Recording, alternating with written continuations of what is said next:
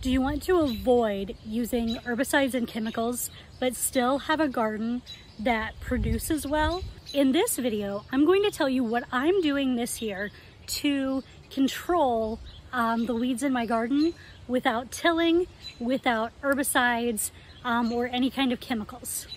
So if you look back, you're going to see three things in my garden that I should probably talk to you about. The first way that I have controlled weeds is actually to change my definition of weed. Not that kind. Not the kind you smoke. I mean the kind that's growing in your garden. My hair's going crazy in this video.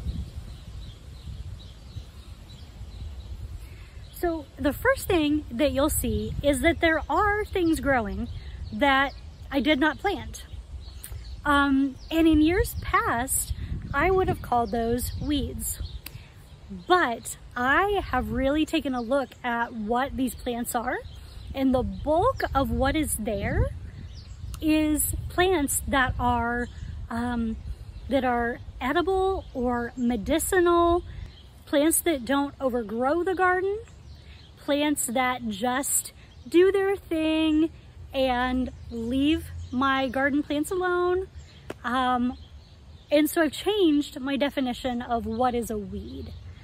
And that for me has been really helpful because I spent a lot of time taking things out of my garden in past years that honestly were fine and that I'm now eating. So why not avoid all that work and just enjoy the benefits of the plants that are coming up? But there are some areas in my garden that do have legitimate weeds, grass, things that don't have any medicinal value, don't really have any cooking value, that do overcrowd my plants and make it so they don't grow and drive me crazy. So in my garden, you're gonna see two different things I've done about that. The first is I'm working on creating natural mulch.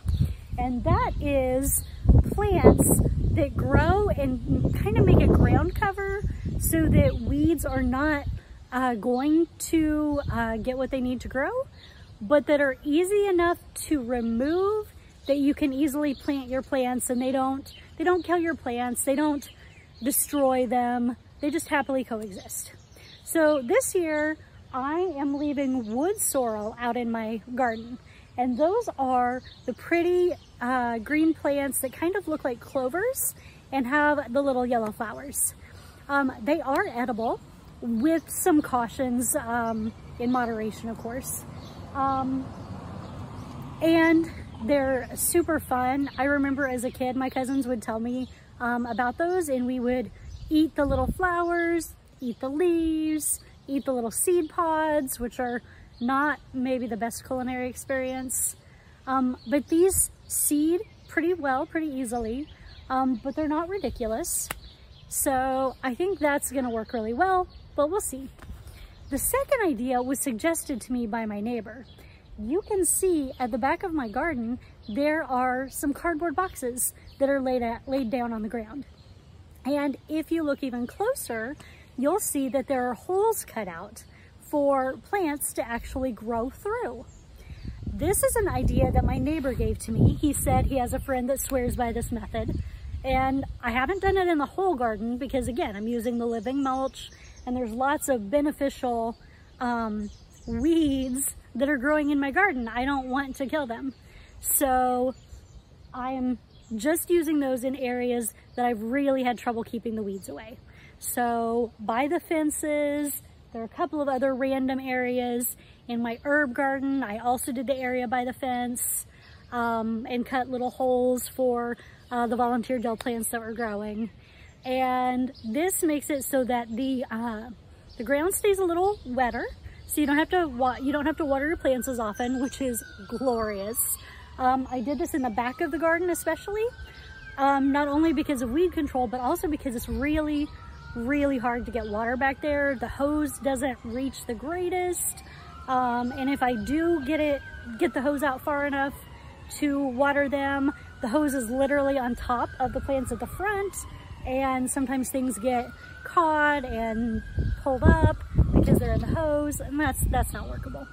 So that's my plan for this year. If you have any other ways that you've used to keep weeds under control in your garden without chemicals, without tilling, I would love to hear about those. So put those in the comments. If you have questions about how I'm doing it, if something doesn't make sense, also comment here. I can explain in further videos, but this is kind of an experiment, so we will see how it goes.